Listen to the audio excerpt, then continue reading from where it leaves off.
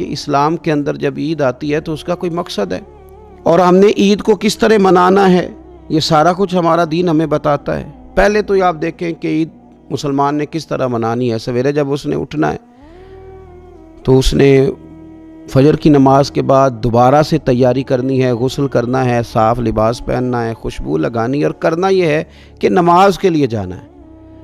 اس کے عید کا آغاز، اس کے اس خوبصورت تہوار کا آغاز اللہ تبارک و تعالیٰ کی عبادت سے ہو رہا ہے، اور عید منا کب رہا ہے؟ رمضان کے 30 روزے پورے کرنے کے بعد یا 29 کا چاند دیکھنے کے بعد۔ تو سب سے پہلے ہمیں یہ بتایا جا رہا ہے کہ جب تم عید مناؤ گے تو تم سجدہ شکر کے ساتھ مناؤ گے، اپنے رب کے ساتھ جوڑ کے مناؤ گے، اللہ تبارک و تعالیٰ کی عبادت کے ساتھ مناؤ گے۔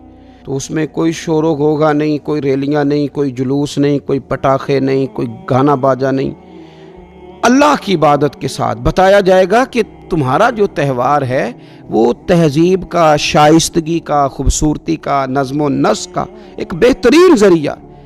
تم بڑے راضی جب ہوگے تو پھر بھی تم اپنا ساری جھکاؤ گے رب کی بارگاہ میں، پھر بھی تم یہی کہو گے سبحان ربی العظیم، پھر بھی تم یہی کہو گے سبحان ربی الاعلیٰ، پھر بھی تم اس کی بارگاہ میں جبین نیاز جھکاؤ گے۔ پہلی بات۔ دوسری بات، ہمیں پیغام عید یہ ہے کہ یہ جو تمہارے پاس عید کا دن آیا ہے یہ اجتماعیت کا دن ہے۔ آپ جب صف میں کھڑے ہوں گے نماز عید کے لیے تو کیا امیروں کی صفیں علیحدہ ہوں گی؟ غریبوں کی الگ ہوں گی؟ کیا پڑھے لکھوں کی الگ ہوں گی اور ان پڑھ لوگوں کی الگ ہوں گی؟ کیا قبیلوں کی الگ ہوں گی اور دوسرے قبیلے کی الگ ہوں گی؟ ایسا نہیں، ایک ہی صف میں کھڑے ہو گئے محمود و یاز، نہ کوئی بندہ رہا نہ کوئی بندہ نواز، صاحب و محتاج و غنی ایک ہوئے اور تیری سرکار میں پہنچے تو سبھی ایک ہوئے۔ اجتماعیت کا اظہار ہے، اجتماعیت کا۔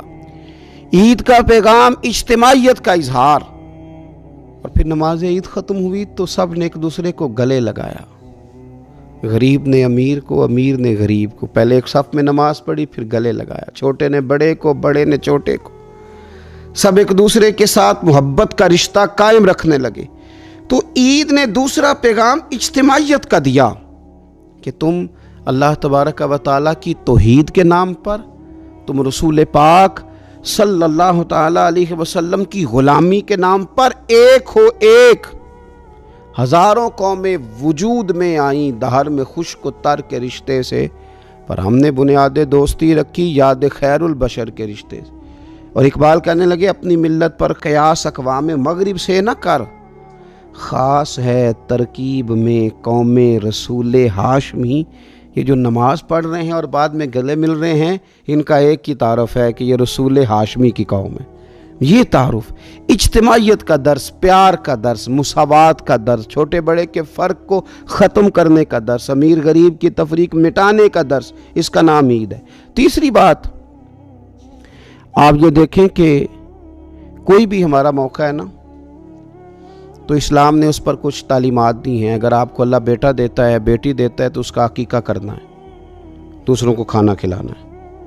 اگر اللہ نے شادی کا موقع دیا تو سنت ہے ولیمہ کرنا ہے، لوگوں کو کھانا کھلانا ہے۔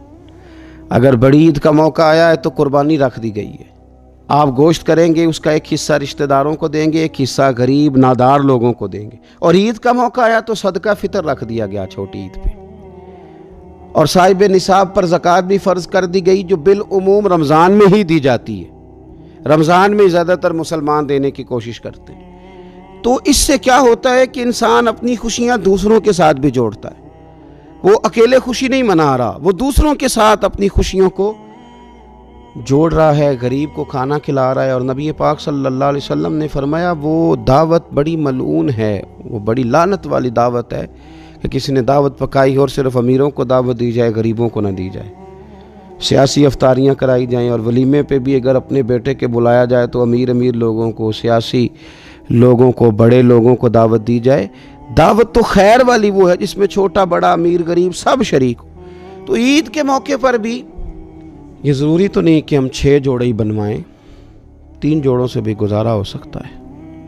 اس طرف بھی تھوڑی توجہ کر لیں کہ جس گھر کے اندر 1 جوڑا بھی خریدنا مشکل ہے، یہ کوئی ضروری تو نہیں کہ 10 जोड़े ही खरीदे जाएं, 2 पे भी गुजारा हो सकता है। 3 जूते लेने की बजाय 1 से भी ईद गुजर जाती है, लेकिन थोड़ी सी तवज्जो अगर गुरबा की तरफ भी कर ली जाए, मसाकीन की तरफ। ये कल परसों खबर आ रही है कि हमारे पंजाब में एक ऐसा शहर भी है जिसमें बाप ने सिर्फ इसलिए अपने बच्चे नहर में फेंक दिए हैं कि उन्होंने ईद के लिए कपड़े मांगे थे। इस किस्म की दास्तानें जिस कौम के अंदर मौजूद हों तो वो कौम फिर किसी का ख्याल ही ना करे, वो सारा माल अपने ऊपर ही खर्च करना चाहे, उसे एहसास ही पैदा ना हो कि किसी और को भी ज़रूरत है।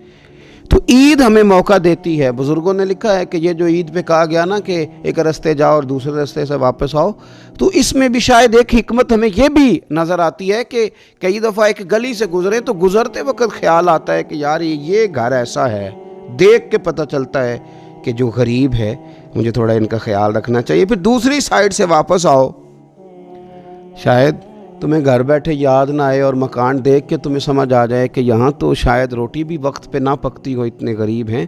तो इस्लाम ने हर चीज़ में हिकमत रखी, और सिर्फ ईद के मौके पे नहीं, मुस्तकिल आप गुरबा के, मसाकीन के सरपरस्त बनने की, मुआविन बनने की कोशिश करें, रस्मी तौर पर नहीं। पिछले साल ना ईद गुजरी तो मुझे एक दोस्त ने एक पंजाबी का शेर भेजा।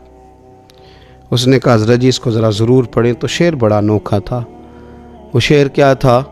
और राशन वंडन वाले और लोको, ओ राशन वंडन वाले और लोको, ओ ईदों बाद भी भुख लग दीजिए।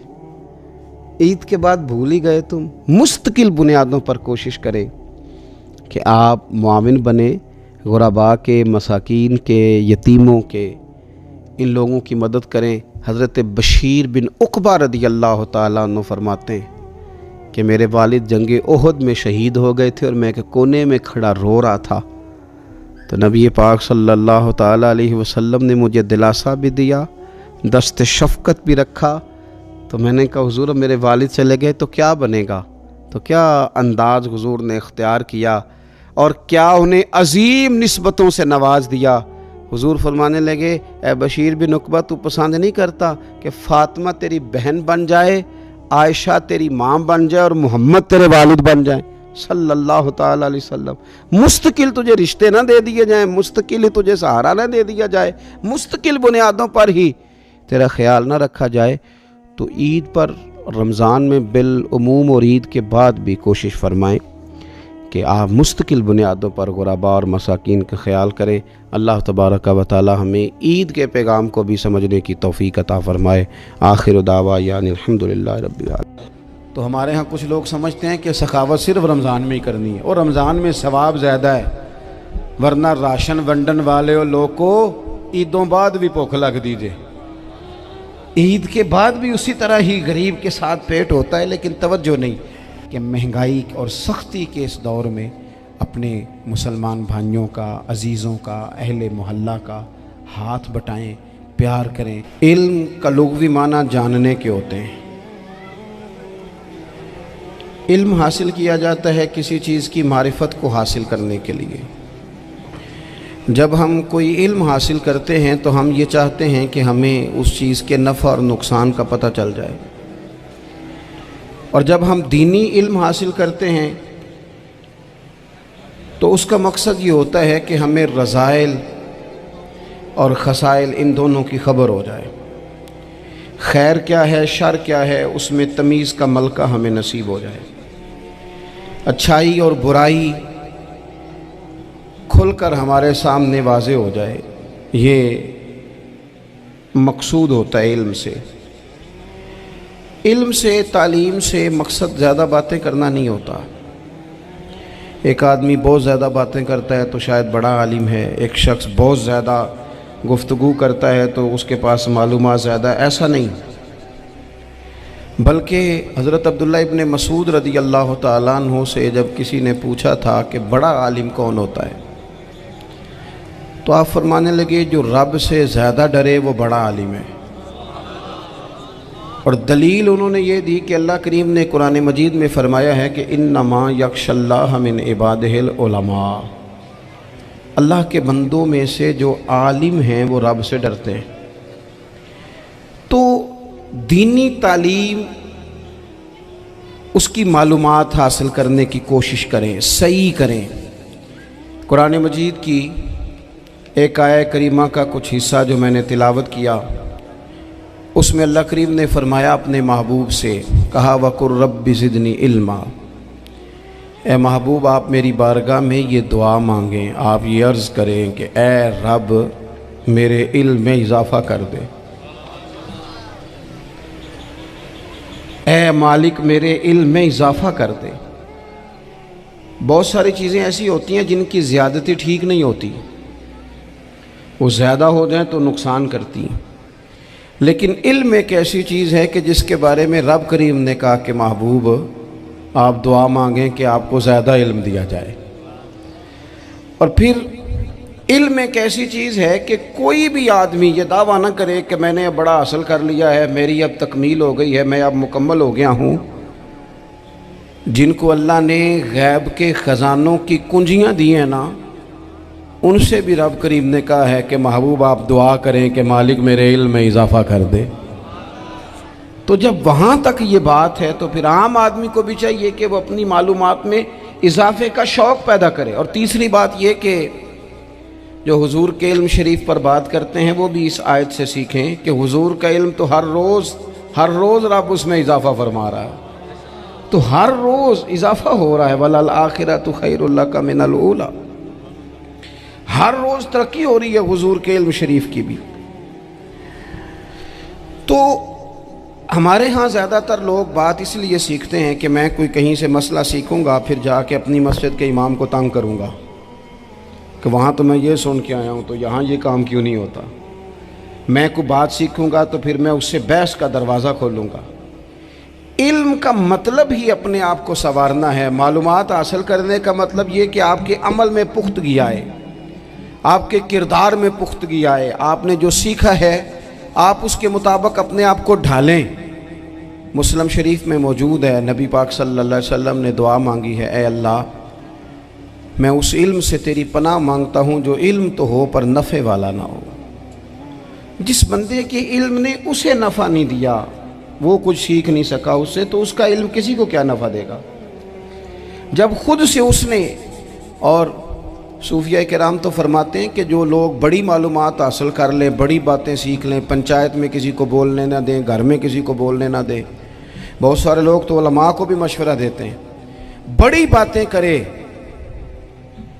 لیکن عمل کے لحاظ سے بندہ زیرو ہو تو اہل دل فرماتے ہیں اس کی صحبت سے بچو۔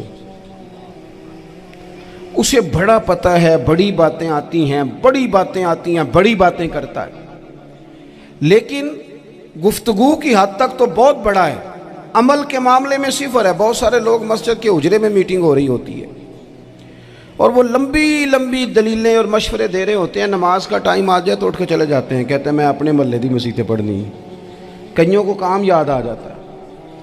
فرمایا کہ شخص کے پاس معلومات بڑی ہوں لیکن عمل کے معاملے میں بندہ زیرو ہو تو اسے بچنا کیوں؟ اس لیے کہ اگر پڑھا لکھا آدمی بے عمل ہونا تو وہ اپنی بے عملی پر بھی دلیلیں پیش کرتا ہے۔ وہ کہتا ہے میں یہ کام نہیں کرتا تو یہ میرے پاس دلیل ہے، وہ تو بے عملی کو بھی مزین کر دے گا معاذ اللہ۔ تو دینی تعلیم ایک تو حاصل اس لیے کریں کہ ہم نے اپنے آپ کو سنوارنا ہے، اور دوسرا علم کا شوق طبیعت میں ہو۔ دیکھیں نا، اللہ کے حبیب صلی اللہ علیہ وسلم نے فرمایا ہے کہ جو علم کے رستے پہ چل پڑا وہ جنت کے رستے پہ چل پڑا ہے۔ جمعوں میں، محفلوں میں کانوں کے ذائقے کے لیے نہ آئیں، اس لیے آئیں کہ میرے علم میں، میرے عمل میں یہ کوئی اضافے کی بات بنے گی، میں کوئی نصیحت حاصل کروں گا تو میرے دل کا زنگ اترے گا۔ ہمارے ہاں یہاں لوگ مزے کے لیے آتے ہیں اور آج کل لوگ فوٹو کے لیے آتے ہیں۔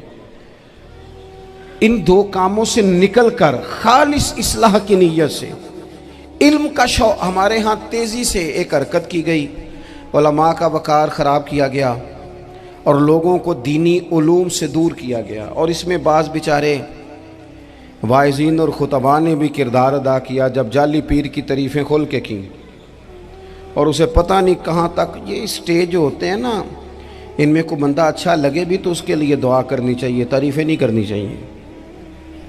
تعریفیں اس کا کوئی فائدہ نہیں ہے، اس بندے کو تو دعا کا فائدہ ہے۔ اگر آپ کو اچھا لگ رہا ہے تو اسے دعا دیں۔ اس سے زیادہ کچھ نہیں کریں. اور ہمارے ہاں جناب وہ نقیب محفل بیچارے کی شامت آ جاتی ہے اگر تعریفیں تھوڑی کرے تو کہتے ہیں انہوں تو نام ہی نہیں لینا ہوں. وہ بھائی اس کے نام لینے سے آپ کا قد اونچا ہوتا ہے. تو علم اور عالم ان دونوں چیزوں سے قوم کو دور کیا گیا. دینی تعلیمات کا فقدان ہے. جو میٹرک تک لوگ 60-70 کتابیں پڑھ جاتے ہیں انہیں بھی قرآن پاک ٹھیک سے نہیں پڑھنا آتا. دور کیا گیا. آپ مجھے بتائیے، چلیں ایک مسجد ہی آپ دیکھ لیں، اس مسجد کے اندر اگر ایک طرف ایک عالم دین مشکات شریف کھول کے بیٹھے ہوں، حدیث پاک کا درس ہو رہا ہے، یا بہار شریعت کھول کے بیٹھے ہیں، فقہی مسائل بیان کیے، اور اسی مسجد میں ایک بابا جی جبہ پہن کے تگڑا سا بڑی سی پگڑی باندھ کے اور 500 دانے والی تسبیح لے کے بیٹھے ہیں. اب ایک بندہ اندر آتا ہے تو وہ کدھر جائے گا؟ عالم کی طرف کہ بابا جی کی طرف؟ وہ کیوں جا رہا ہے بھلا بابا جی کی طرف؟ وہ اس لیے کہ ہم نے اسے یہ بتایا ہی نہیں کہ جس طرح سبحان اللہ سبحان اللہ سبحان اللہ پڑھنا عبادت ہے نا، اسی طرح دارابا پڑھنا بھی عبادت ہے. اسے ہم نے بتایا نہیں کہ جب تک علم کے رستے میں رہنا بھی عبادت ہے. جب تک اسے یہ سمجھ نہیں نہ آئے گی کہ جس طرح وظائف کی کتاب پڑھنا عبادت ہے، اسی طرح مشکات شریف پڑھنا بھی عبادت ہے، حدیث بخاری کا درس لینا بھی عبادت ہے، مسلم شریف کی احادیث پر اپنے اساتذہ سے بیٹھ کر دروس پانا بھی عبادت. جب تک یہ پورا مزاج دیکھیں نا، نبی پاک صلی اللہ علیہ وسلم نے فرمایا رات کی ایک گھڑی بھر دین سیکھ لینا ساری رات نفل پڑھنے سے بہتر ہے. اب ہمیں سمجھنا چاہیے کہ کتاب پڑھ کے بھی بندہ رب رسول تک پہنچ سکتا ہے. کتاب و سنت رستہ آسان کرتے ہیں، لیکن ہمارے ہاں کیا مزاج دیا گیا ہے؟ بابا جی کے پاس چلو، ضرور جائیں بابا جی اگر نیک ہیں تو منع کوئی نہیں کر رہا، لیکن جو سوچ ہمیں حضور نے دی ہے ہم نے اسی کی سوچ کے مطابق اپنے معاملات کو ترتیب دینا ہے نا. اب ایک بات میں نے آپ سے پوچھی اور آپ نے کہا قوم ساری بابا جی کی طرف جائے گی. حدیث پاک کس طرح ہے؟ اللہ کے محبوب مسجد شریف میں تشریف لائے، دونوں جانب لوگوں کے حلقے بنے ہوئے ہیں، لوگ بیٹھے ہوئے ہیں. ایک حلقے میں لوگ اللہ کی یاد کر رہے ہیں، ذکر ہو رہا ہے. ایک حلقے میں بیٹھ کے ایک عالم کتاب و سنت کا درس دے رہے ہیں، ایک صحابی اور باقی سن رہے ہیں. خاص توجہ کریں نوجوان میری بات پر. رسول کریم صلی اللہ علیہ وسلم دونوں کے بیچ کھڑے ہو گئے اور کریم نے فرمایا دونوں محفلیں خیر کی ہیں، دونوں ہی حلقے خیر کے ہیں. اور پھر حضور فرمانے لگے مجھے چونکہ رب نے استاد بنا کے بھیجا ہے، میں چونکہ معلم بن کے آیا ہوں، یتلو علیکم آیاتنا ویزکیکم، میں چونکہ کتاب و سنت کی تعلیم کے لیے آیا ہوں. یہ لفظ کہتے کہتے حضور اس جماعت میں بیٹھ گئے جو دین پڑھ اور پڑھا رہی تھی. حضور وہاں بیٹھے جہاں بات دین کی ہو رہی، جہاں لوگوں کو اللہ رسول کی بات بتائی جا رہی. تو جمعے میں وقت پہ آئیں، اپنی دینی معلومات مضبوط کریں اور اپنے لیے مضبوط کریں. میں آپ کو بڑے درد سے یہ بات عرض کرتا ہوں، اگر دن میں 100 لوگ مسئلہ پوچھتے ہیں نا شریعت کا، تو ان میں 95 لوگ وہ ہوتے ہیں جو طلاق کا مسئلہ پوچھتے ہیں. والد صاحب نے، بیٹی کے والد صاحب نے 2 مہینے پہلے آرڈر دیا ہوتا ہے فرنیچر کا. بیٹے کی شادی ہو تو مہینہ پہلے شیروانی والے کو بھی کہنا پڑتا ہے، گاڑیاں بک کرانی پڑتی ہیں، میرج ہال بک، یہ سارے لوازمات ہم کرتے ہیں. سارا کچھ کیا، گاڑی سے گھر بسنا ہے، میرج ہال سے بسنا ہے، فرنیچر سے بسنا ہے. ہم نے سارا کچھ ان کو بتایا، لیکن کاش 2 گھنٹے بچی کسی معلمہ کے پاس جاتی، بچہ کسی استاد کے پاس جاتا، نکاح طلاق کے مسئلے بھی سیکھتے.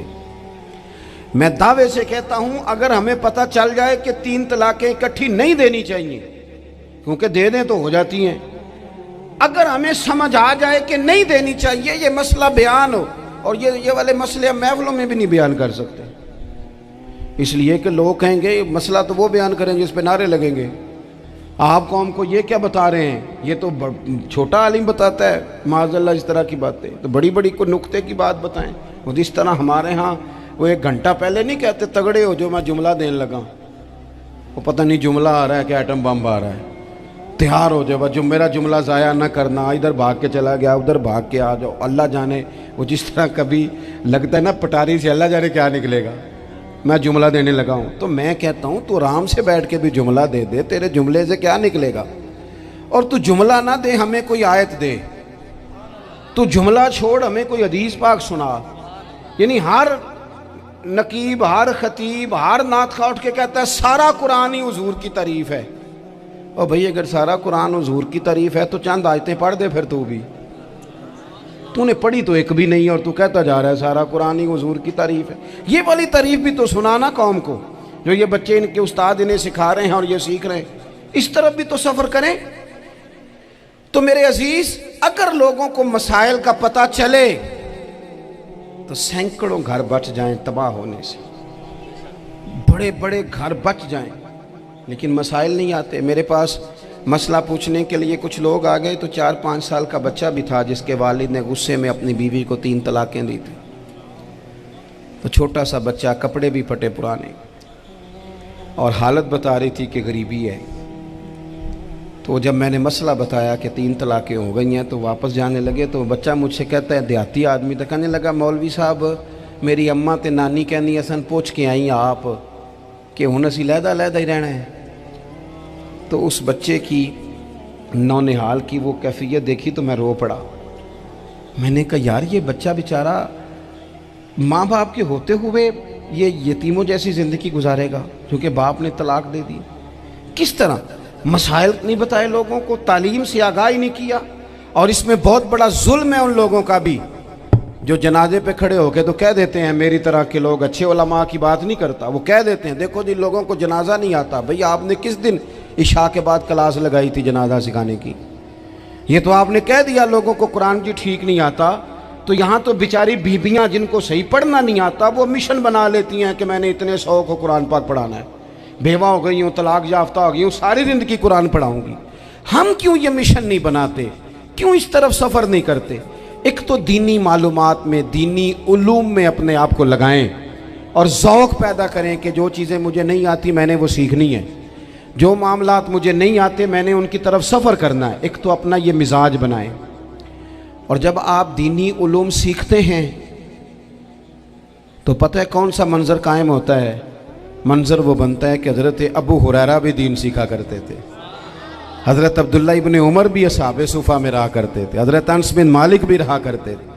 और ऐसा मंज़र बनता है कि हज़रत सैयदा खतीजतुल कुबरा रज़ी अल्लाह तआला अन्हा फरमाती हैं, सैयदा फ़ातिमा हुजूर की गोद में बैठी होती थी और नबी पाक से बातें पूछती थी और हुजूर उन्हें बता रहे होते थे। सैयदा आयशा हुजूर से दीन की बातें पूछती। चौथा हिस्सा हमारी फ़िक़्ह के उसूल हज़रत फ़ातिमा की, हज़रत आयशा सिद्दीक़ा की मरवियात पर मबनी है। अगर हमारी बच्चियां छोड़ दें डाइजेस्ट पढ़ना, छोड़ दें इधर उधर की मूवी देखना और वो किताब व सुन्नत पर आ जाएं तो बहुत सारे मसाइल ऐसे हैं जो उलझने से पहले ही सुलझे हुए हों। दीनी तालीम का मिजाज और ज़ौक़।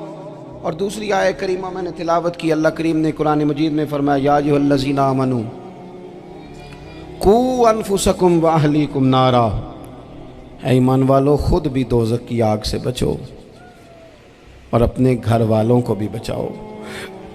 ओ वालिद, वो माँ जो बच्चों को भूख से बचाने के लिए मेहनत करती है, उनको मायूसी से बहुत सारे माँ बाप ऐसे होते हैं जिनके पास कपड़े लेने के पैसे नहीं होते ईद पे। क्यों? अजान शुरू होगी जी। अजीज़ भाई, जिस तरह हम अपने बच्चों को देखें, बहुत सारे माँ बाप के पास गुंजाइश नहीं होती, लेकिन इस नीयत से कि बच्चों के दिल टूट जाएंगे, ईद पे कैसे गुजारा करेंगे, मुश्किल से भी कपड़े ख़रीद के देते। इस तरह हम अपने बच्चों को भूख से, प्यास से, मायूसी से बचाते हैं। इस तरह हमारे रब ने हमारे ज़िम्मे लगाया है कि तुम अपने बच्चों को कोशिश करो दोज़ख की आग से बचाने की। हज़रत उमर फ़ारूक रज़ी अल्लाह तआला अन्हु ने अर्ज़ किया था, या रसूल अल्लाह सल्लल्लाहु तआला अलैहि वसल्लम, इस आया करीमा का माना क्या है? तो महबूब करीम अलैहिस्सलाम ने फरमाया, उमर, जिन चीज़ों का अल्लाह तुम्हें हुक्म देता है तुम अपने घर वालों को उन चीज़ों का हुक्म दो। जिन चीज़ों से रब रसूल तुम्हें मना करते हैं अपने घर वालों को उनसे रोको। अपने घर के अंदर निफाज़े दीन करने की कोशिश करो। मेरे भाई, بہت زیادہ آزمائش ہے ہمارے گھروں میں، بے چینیاں ہیں، اضطراب ہے، بچوں میں سختی ہے، بہن بھائی ایک دوسرے کے ساتھ لڑتے ہیں، مزاجوں میں تلخی آ گئی۔ کیوں بھلا؟ اس لیے کہ ماں باپ کو جو بہترین کردار اور جو حسین طریقہ گھر میں اپنانا چاہیے تھا، بچے تقریر باہر سے سنتے ہیں لیکن وہ فالو اپنے ماں باپ کو کرتے ہیں۔ اگر ماں باپ میں حوصلہ ہو، صبر ہو، اطمینان ہو، خودداری ہو، تھوڑے پر گزارا کرنے کا مزاج ہو، دیکھیں نا آج ڈپریشن ہے، ٹینشن ہے، پینکس اٹیکس ہیں، بڑی ساری چیزیں آ گئی ہیں۔ کیوں بھلا؟ صبر نہیں، تحمل نہیں، بردباری نہیں۔ آزمائے ایک دن ایک بچہ میرے پاس آ گیا مدرسے کا، اور آ کے وہ رونے لگا۔ میرے گھر والے کہنے لگے کھانا چھوڑ دیں، پہلے اس کی بات سن لے۔ میں نے کہا پتر کیا ہوا؟ کسی نے مارا ہے کسی استاد نے؟ کہنے لگے نہیں حضرت، گھر فون کیا تھا تو میری اماں اور ابا کی لڑائی ہو رہی ہے۔ بچہ کانپ رہا ہے، ٹانگیں کانپ رہی ہیں۔ میں نے کہا کیا ہو کیا گیا تمہیں پتر؟ لڑائی ہو رہی ہے تو گھروں میں ہو ہی جاتی ہے۔ کہنے لگے نہیں، آپ کو پتہ نہیں وہ بڑا سخت لڑتے ہیں۔ میرے والد جب میری والدہ کو مارنے کے لیے آگے بڑھتے ہیں تو ہم سارے چارپائیوں کے نیچے چھپ جاتے ہیں، ہمیں خوف آتا ہے، وہ منظر خطرناک ہوتا ہے۔ یہ کون تکلیف دے رہا ہے اپنے بچوں کو؟ یہاں بیٹھے ہمارے ہاں میلوں دور رہتے تھے اس کے گھر والے، تو وہ تکلیف میں تھا، تو گھر میں کیا کیفیت ہوگی؟ اگر حوصلہ ہو، صبر ہو، قناعت ہو، اللہ کے دیے ہوئے تھوڑے رزق پر ہمیں راضی رہنا آتا ہو، ہمارے گھروں میں سکون آئے، اطمینان آئے، ہم جو زندگی بڑی خوشی خوشی گزار سکتے ہیں۔ ہمارے مزاجوں کا لالچ، ہماری طبیعتوں کی بے راہ روی، ہماری جھوٹی انا کا بت، ان ساری چیزوں کو ختم کر دیتا ہے۔ اپنی زندگی کے اندر اگر ہم وہ کردار اپنے بچوں کو دیں، جس کردار میں موبائل بھی ہو، جس میں گاڑی بھی ہو، جس میں پیسے بھی لا کے ابا دراز میں رکھتا ہو، لیکن والد کا گھر میں مصلی بھی موجود ہو، اس کی کوئی تسبیح بھی ہو، وہ یہ بھی کہتا ہو کہ خدا نے اپنے فضل سے آج 5,000 دیا ہے تو اس میں 1,000 غریبوں کا بھی ہے، اس میں تھوڑا سا میں نے اللہ کی رضا کے لیے بھی رکھا ہے۔ اگر کوئی مشکل آ جائے تو وہ باپ اور ماں کو صبر کرتا ہوا دیکھتے ہوں، اگر ایک باپ کر بات کرے تو دوسرا برداشت کرتا ہو۔ خدا را اپنی اولادوں کو اس اذیت کا شکار نہ کرو۔ اپنے گھروں کے اندر وہ خودداری، وہ پیار، وہ وقار، وہ محبت، وہ انداز۔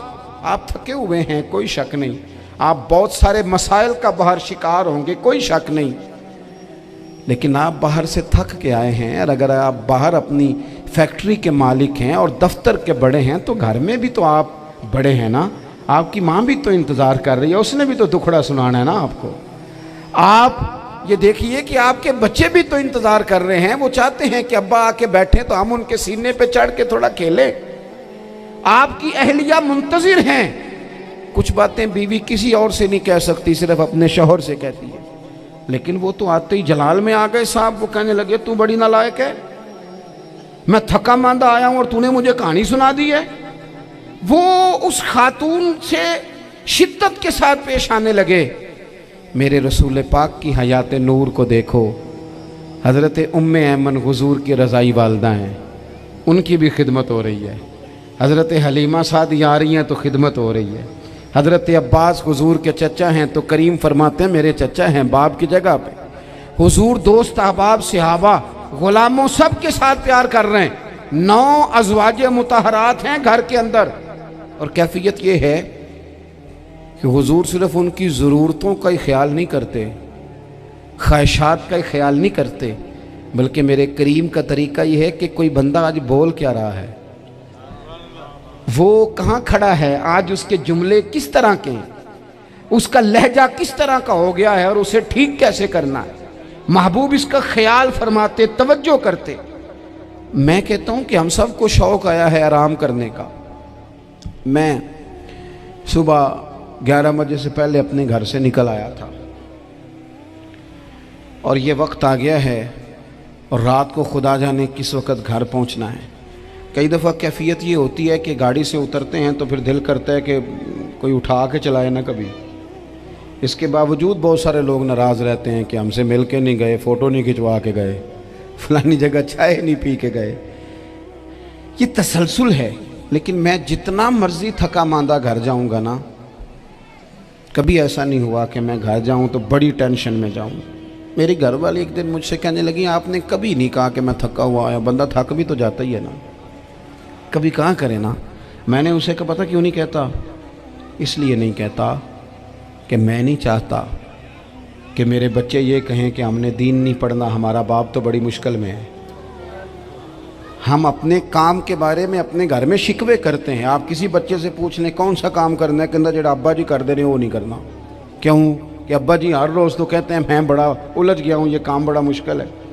میں چاہتا ہوں کہ میں اپنے بچوں کو یہ بتاؤں کہ پتر میں تو جدھر جاتا ہوں پھول ہی پھول ہیں، میں تو جدھر سے گزرتا ہوں محبت ہی محبت ہے، میں تو جدھر سے دیکھتا ہوں دعائیں ہی ملتی ہیں، تاکہ ان کا شوق پیدا ہو. میرے عزیز آپ تھوڑا سا دل بڑا کریں. اگر آپ ایک کی وجہ سے پورا گھر سکون میں آ جاتا ہے تو آپ دل بڑا کیوں نہیں کرتے؟ جگہ ڈھونڈتے ہیں بس مجھے کوئی تنگ نہ کرے، کوئی میری باپ ماں بدولت کو کوئی پریشان نہ کرے. بخاری شریف سنیے، حضرت عائشہ صدیقہ رضی اللہ تعالیٰ عنہ بیٹھی ہیں.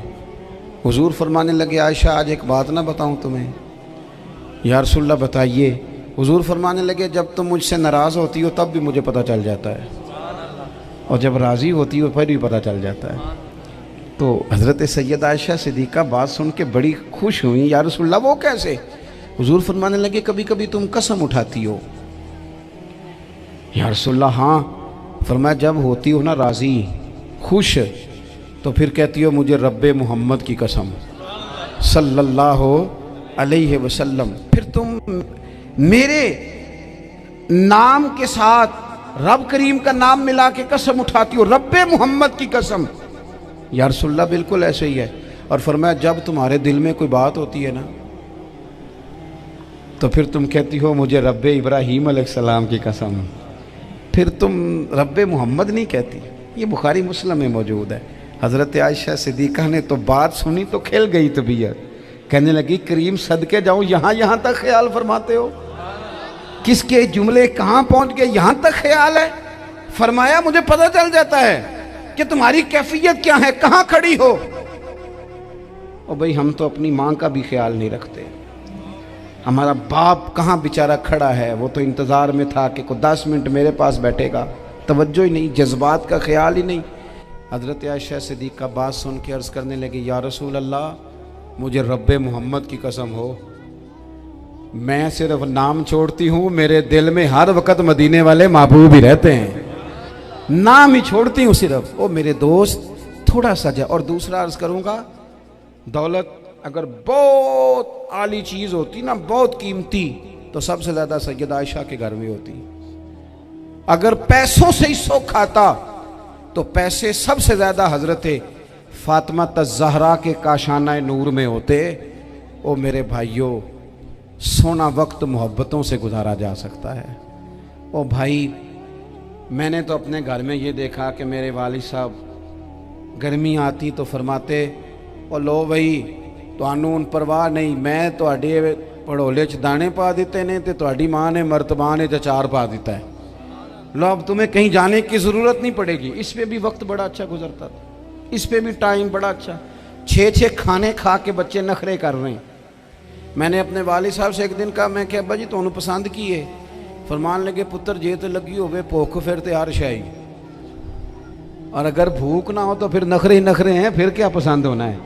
طبیعت نہیں. اپنے گھروں میں اپنے دوستوں میں اطمینان پیدا کریں، اضطراب سے باہر آئیں. اور ایک بات اور عرض کرنی ہے، یاد رکھنا تقریر باہر چلتی ہے، گھر میں نہیں چلتی. گھر میں عمل چلتا ہے. گھر جا کے آپ لیکچر دینا نماز پڑھا کرو، نماز پڑھا کرو، نماز پڑھا کرو، نماز پڑھا کرو، تو کوئی نہیں پڑھتے گھر والے. آپ گھر میں نماز خود شروع کر دیں. نبی پاک صلی اللہ علیہ وسلم نے فرمایا گھروں کو قبرستان نہ بناؤ، کچھ نفلی نمازیں گھر میں بھی پڑھا کرو.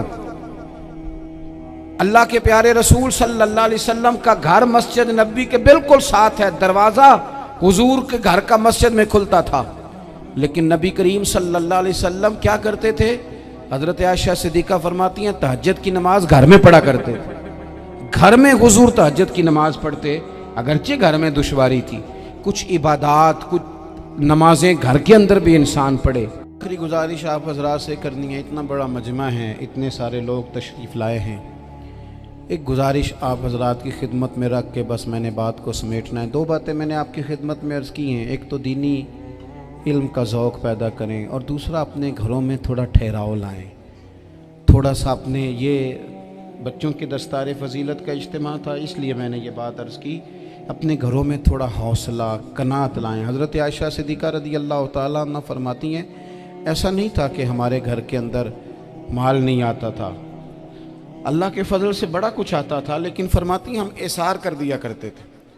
हुजूर का मिजाज इसार कर देने का है। याद रखना, शम्मा से अगर कई शम्मे जल जाएं तो इसकी रोशनी में कभी कमी नहीं आती। हज़ारों दिए भी जल जाएं तो ये दिए मांद नहीं पड़ते। महंगाई बड़ी ज़ोर की हो गई, गरीब आदमी की आजमाइश बढ़ गई। हमेशा महंगाई से गरीब लोग मुतासिर होते हैं। अमीरों की तो चीज़ें महंगी हो जाती हैं, वो तो सिंगल उन्होंने जमा की होती हैं, महंगी होती हैं तो डबल में बेचते हैं। गरीब पिसता है। लेकिन दुख की बात यह है कि हम एक दूसरे का साथ नहीं देते। मकरूज ज़हनी अज़ियत का शिकार है। 3 दिन है ना ईद के, तो एक जोड़े से भी गुजारे जा सकते हैं, एक से भी। अक्सर लोग तो वैसे ही ईद की नमाज़ पढ़ के सो जाते हैं, और जो बेदार भी हैं वो भी कपड़े बदल करके जानवर के ज़िबा में मशगूल हैं। हमने इस ईद पे कोशिश करनी है कि हमारी गली में, हमारे मोहल्ले में, हमारे दाएं बाएं थोड़ा सफ़र करें, बच्चों को देखें, सरकारी स्कूल से निकलते बच्चों को देखें, मसाजिद मदारस से निकलते बच्चों को देखें। हम ना एक एक दो दो का साथ दें। ये जितनी सियासी जमातें काम कर रही हैं, जिनकी हुकूमत थी, जिनकी है, पता नहीं कल किसकी आएगी, मैं तो ज़ाती तौर पर इनसे पूरा मायूस हूँ। मुझे तो नहीं लगता कि जितने लोग आज तक हुकूमत कर चुके हैं, बार बार आते हैं या पिछली हुकूमत गई है, इनके पास कोई प्लान ही नहीं है। ये तो बेचारे एक दूसरे की टांगें खींचने के अलावा ना कुछ कर सके हैं, ना उम्मीद है कुछ करेंगे। लेकिन गरीब की तकलीफ़ बढ़ गई है। मेरे पास 20 लोग आते हैं, आते तो वो दुआ का कहने हैं, आते तो सिर्फ ये बताने हैं कि इस मुश्किल में हूँ, दुआ करना। लेकिन दोस्तों, लोगों की बातें सुन के बड़ी तकलीफ़ होती है। हम क्या किसी की मदद कर सकते हैं? हमारे लिए तो मदारस चलाने मुश्किल हैं, लेकिन लोग अज़ियत का शिकार हैं। ज़हनी कर्ब के नीचे लोग आ गए, इतनी बड़ी अज़ियतें खड़ी कर दी गई हैं। थोड़ा थोड़ा देखो, 2 का खाना 3 भी तो खा ही सकते हैं ना, 3 का खाना 4 भी तो खा ही सकते हैं ना। मेरे महबूब ने हमें ये नहीं कहा था ज़्यादा गोश्त पकाना, बल्कि रसूल पाक ने तो रंग ही बड़ा सादा दिया है। करीम ने फरमाया, आयशा शोरबा ज़रा ज़्यादा कर लो, पड़ोसियों को भी सालन दे देंगे, थोड़ा शोरबा ज़्यादा कर लो, इसी को बढ़ा लो, थोड़ा शोरबा बढ़ा लें, थोड़ा थोड़ा एक दूसरे की मदद करें, दस्त शफ़क़त रखें। गलियों में सुनसान लोग, अब तो लोग एक दूसरे से दुख भी नहीं कहते, वो कहते हैं देना किसी ने है कुछ नहीं, और तमाशा अलग से बन जाएगा। दोस्तों, हमने खुद एक दूसरे का हाथ बटाना है। जो लोग साहिब सरबत हैं, देखो, एक ही बाप की औलाद होती है, एक को अल्लाह बड़ा नवाज देता है, 2-3 कमज़ोर रह जाते हैं। उसको चाहिए वो दूसरों पे दस्ते शफ़क़त रखे। एक गली में सारे लोग एक ही कबीले के, एक ही इलाके के, एक आगे निकल गया है, उसे चाहिए वो दूसरों का ख्याल करे। अजीज़ भाइयों, हमने इस कमर तोड़ महंगाई के दौर में, मैंने जुमे में अमीर लोगों से कहा था कि कुर्बानियाँ करनी तो है ही, तो तुम तो सारा साल गोश्त खाते हो। क्या आपको बताऊं कि हम उस वतन में रहते हैं जहां फ्रिज और फ्रीज़र बड़ी इससे पहले ज़्यादा बिकते हैं। फ्रिज नहीं ले आओ, बड़ी ले आओ, चूँकि गोश्त सेव करना है, सारा साल भी तो मिलता है ना अमीरों। मैंने तो कहा था उस गांव में ले जाओ जहां कुर्बानी कोई नहीं कर रहा, ज़िबा ही वहाँ जाके कर लो। थोड़ी सी गुंजाइश बनाएं अपने दिलों में। ये ज़रूरी नहीं कि सामने वाला आपका शुक्रिया भी अदा करे। हज़रत आयशा सिद्दीक़ा रज़ी अल्लाह तआला अन्हा, अम्मा जी एक कनीज़ रखी हुई थी, हज़रत उस्मान गनी ने दी थी कि आपकी खिदमत करेंगी। तो वो कनीज़ कहती है कि अम्मा जी तो मेरी भी रोटियां पका देती थी, वो तो मेरे लिए भी खाने का एहतमाम कर देती थी, लेकिन कोई दरवाज़े पे अगर मांगने आता तो हज़रत आयशा सिद्दीक़ा मुझे कहती इसे खैरात दे आओ। तो मैं कहती अम्मा जी ये काम तो लोग दौड़ के करते हैं और आप ये मुझे कह रही हैं मैं कर दूं? تو حضرت عائشہ فرماتی جب کوئی بندہ کسی کو دیتا ہے تو وہ شکریہ ادا کرتا ہے. میں چاہتی ہوں وہ شکریہ بھی تیرا ہی ادا کر جائے, میں نے جو اجر لینا ہے وہ رب کی بارگاہ سے لینا ہے. تو میرے بھائی اپنی زندگی میں تھوڑا سا تو دل بڑا کریں, تھوڑی تھوڑی گنجائش پیدا کریں. اور یہ ضروری نہیں کہ اس بندے کا آپ سے بڑا اچھا سلوک ہی ہو, نہ بھی ہو اس غریب کا سلوک اچھا, تو بعض اوقات بندہ غریبی میں تلخ بھی تو ہو ہی جاتا ہے نا. بعض اوقات انسان پہ غربت زیادہ آ جائے تو اس کی طبیعت بھی تو, بیمار آدمی سخت بھی تو ہو جاتا ہے. تو میری آپ سے یہ گزارش ہے کہ یہ جو دن چل رہے ہیں وہ ہمارے ہاں ہمارے حکمران کہتے ہیں مزید سخت فیصلے کرنے پڑیں گے.